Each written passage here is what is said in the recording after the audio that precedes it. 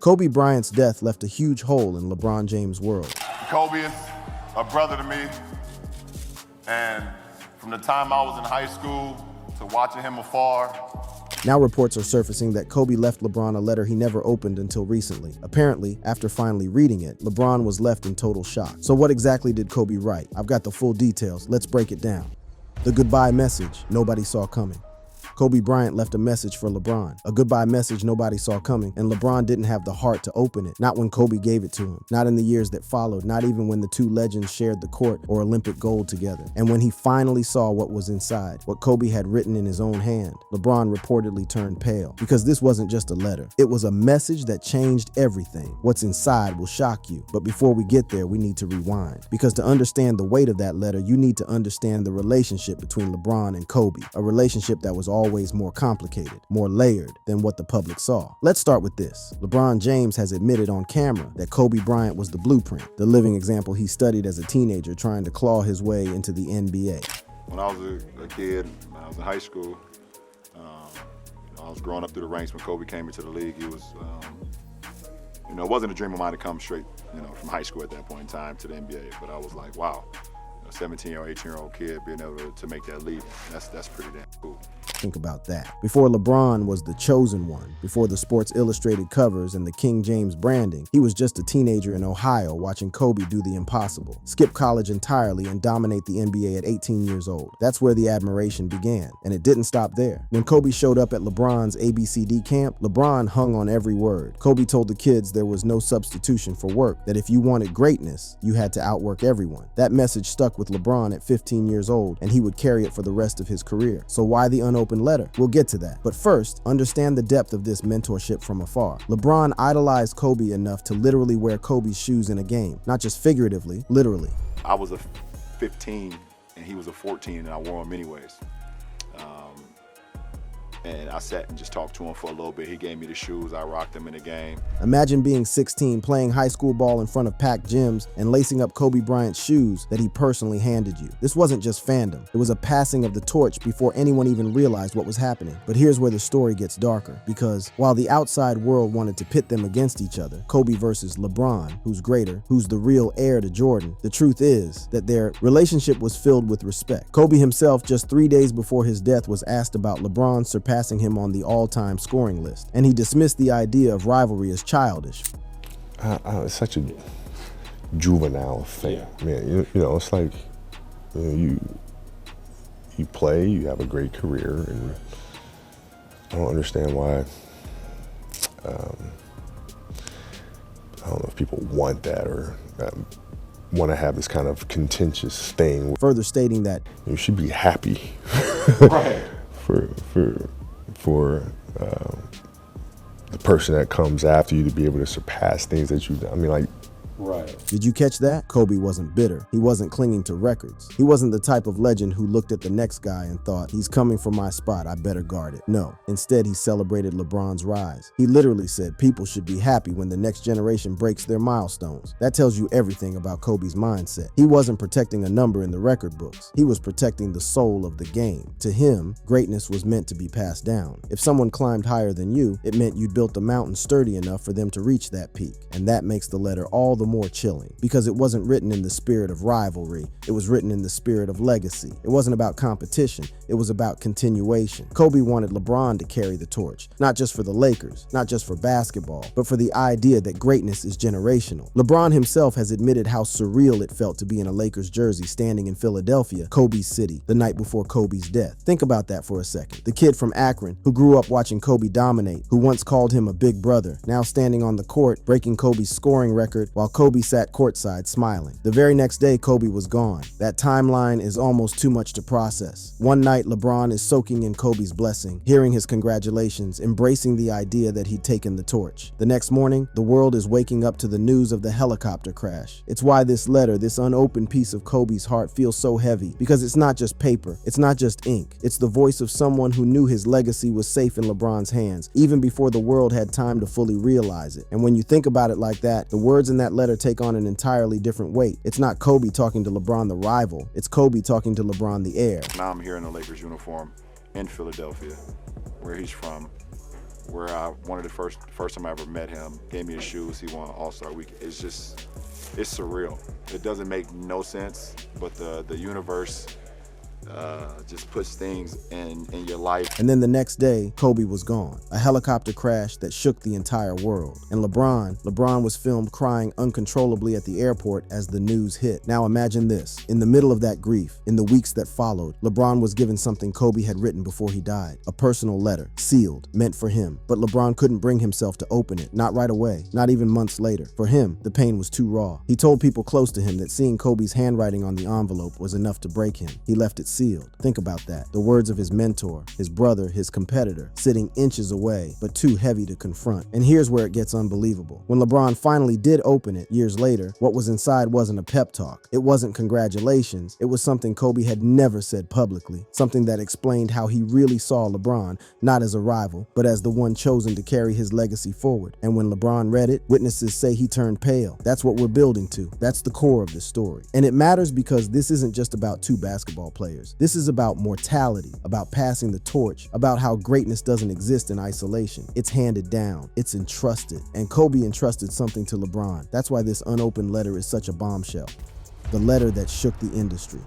The unopened letter became more than just an envelope. It became a symbol of everything unspoken between Kobe Bryant and LeBron James, a weight that LeBron carried without explanation. For months after Kobe's death, he dodged questions about private conversations, about keepsakes, about whether Kobe had left him anything. And behind the scenes, people whispered, yes, there was something, a letter. At first, it was dismissed as a rumor, a made-up detail from blogs chasing clicks. But then teammates confirmed it quietly. There was an envelope, Kobe's handwriting on the front, and LeBron couldn't bring himself to open it. And that's where speculation exploded. Fans debated endlessly. Was it Kobe congratulating him for passing him on the all-time scoring list just the night before his death? Was it a private message about leadership, fatherhood, or what it means to wear the Lakers jersey? Or was it something deeper, darker, more personal? The truth, when LeBron finally read it, was something no debate show could have scripted, because the letter wasn't about Kobe's career. It wasn't about saying goodbye. It was about LeBron. Inside the envelope, Kobe had written that LeBron wasn't his rival. He was his successor. That single word changes everything. Because for 2 decades, ESPN panels, Twitter debates, and highlight reels had tried to pit these two men against each other. Kobe or LeBron? Who's the real heir to Jordan? It was a machine that thrived on division, but Kobe's letter dismantled that machine in a heartbeat. It reframed their entire relationship. LeBron himself had already admitted that Kobe was a blueprint. As a teenager, he idolized him, although they never got the chance to face off like most fans wanted. Unfortunately, we never got a chance to have that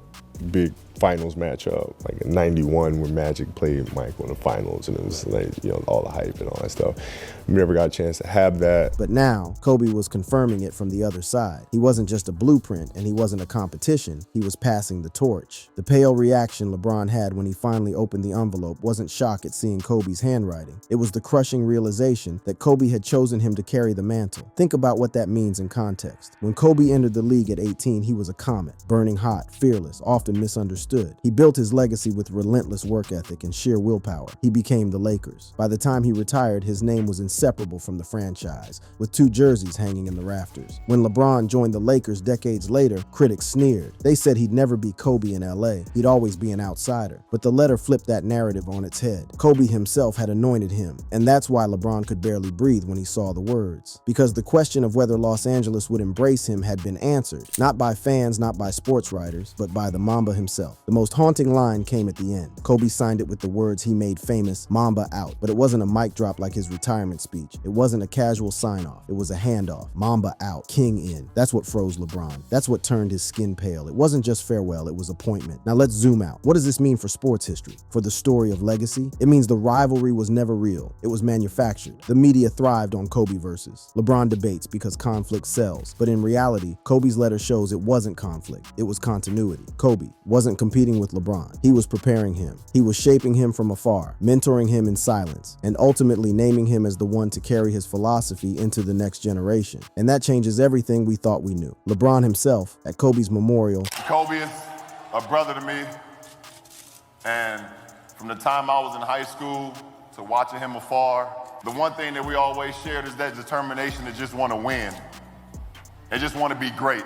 spoke about brotherhood. But what he didn't reveal was the deeper truth, that Kobe's last words to him were words of succession. That's why LeBron didn't share the letter publicly, because it wasn't meant for the cameras. It wasn't meant for sound bites. It was meant for him alone. And yet, by keeping it private for so long, LeBron also shielded the world from the most important truth, that Kobe Bryant didn't just inspire him, he entrusted him. So when we talk about LeBron's 2020 championship, the bubble year, the one dedicated to Kobe, it takes on new meaning, because that wasn't just about winning for the Lakers, or for the fans, or even for Gianna and Vanessa. It was about living up to the charge of that letter. It was about proving he could carry the torch. And maybe that's why LeBron looked so emotional after that win, because he wasn't just lifting a trophy. He was proving to himself that he could live up to what Kobe asked of him. But here's the final twist in this section. If Kobe truly named LeBron as his successor, what happens when LeBron is gone? Who carries it next? Does it pass to someone like Giannis, Luka, or another rising star? Or does the chain break with LeBron? That's the haunting legacy of the unopened letter. It doesn't just answer the question of Kobe versus LeBron, it asks a new one. Who comes after LeBron? Because Kobe Bryant made sure that greatness wouldn't die with him. He made sure it would live on in LeBron James. And now it's up to LeBron to ensure it lives on after him. And that's a responsibility no stat sheet can measure.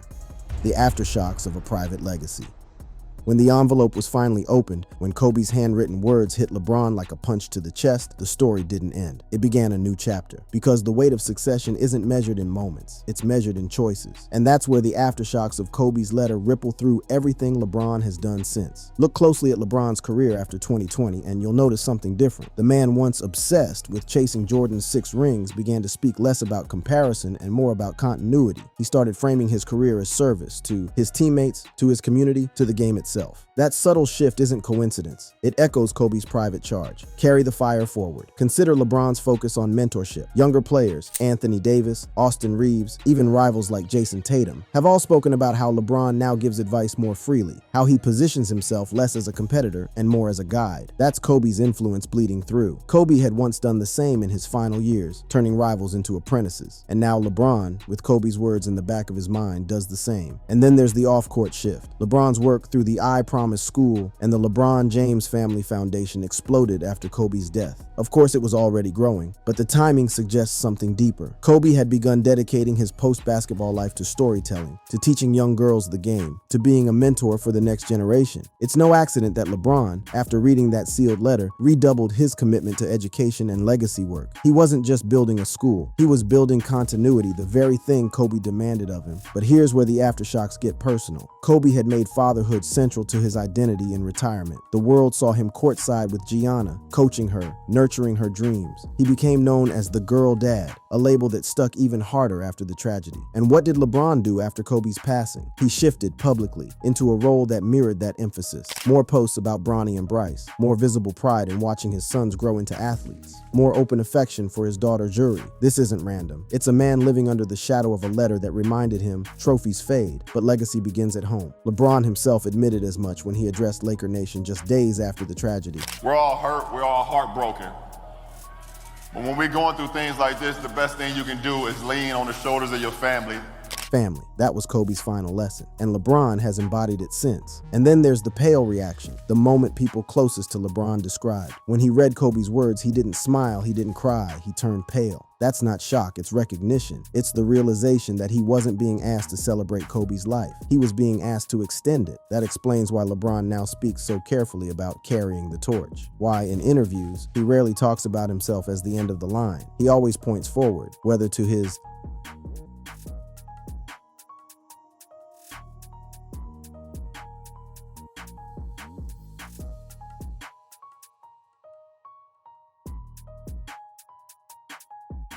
This is what I miss. This is what I miss. That interaction and the competitiveness is what I'll surely miss.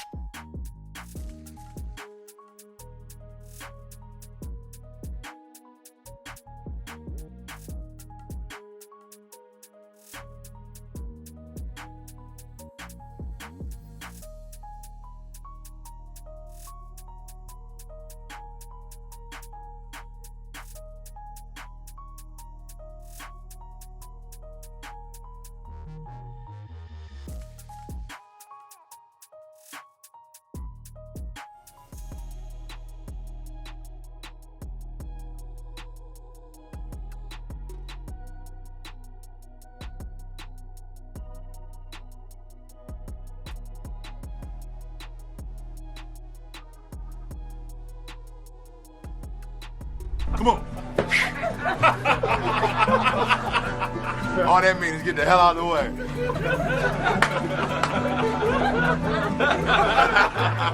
That's Bryant, though. That's who he is, man. He just loves having a great time, laughing and joking.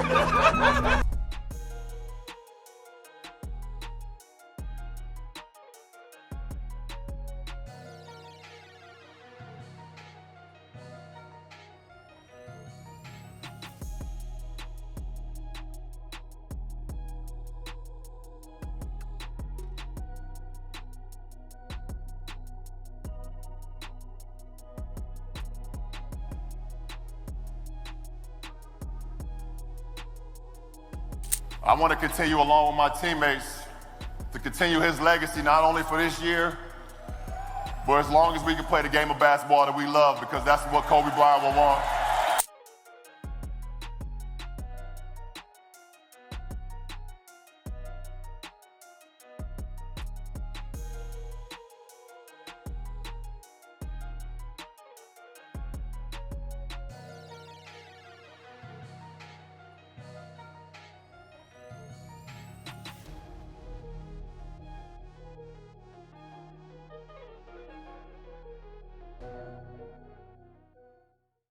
Addressed the world after Kobe's passing, it wasn't polished or scripted. It was raw, broken, and human. He promised to carry Kobe's legacy, and every time he steps onto the court, it feels like a vow being fulfilled in real time. When he led the Lakers to the 2020 title in the bubble, dedicating it to Kobe and Gianna, it wasn't just another ring, it was a spiritual moment, one that tied history, grief, and triumph together. Because Kobe doesn't just linger in LeBron's laughter or in the murals across Los Angeles, he lingers in the way the game is played. Fierce, relentless, uncompromising. He lingers in every player who dares to dream bigger. And through LeBron, he lingers most of all. And here's the eerie part. Most of them don't even know about the letter. They don't know that when they honor Kobe, they're honoring him through LeBron's stewardship. That when they look to LeBron as an elder statesman, they're unknowingly stepping into the plan Kobe set in motion with ink and paper. So what happens now? LeBron is nearing the end. He knows it. We all know it. And the question that looms isn't, will he catch Jordan? Or will he win one more ring? The real question, the one Kobe forced onto him in that letter is, will he pass it on? Because Kobe Bryant didn't ask him to be the last. He asked him to be the link. That's why LeBron has been so vocal about playing with Bronny, about mentoring the next generation, about speaking on behalf of the players who will come after him. That's not ego, that's obedience. Obedience to a man whose last words to him were, in essence, don't let the fire die with me.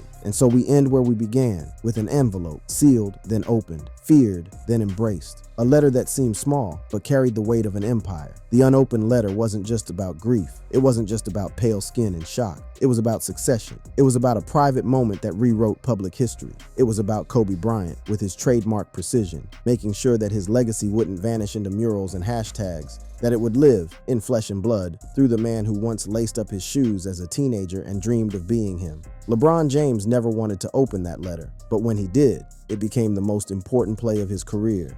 A play without a scoreboard, without a highlight reel, a play that only one man will ever fully understand. Mamba out, King in, and the game goes on. If you enjoyed this video, click on any of the cards on your screen for more content.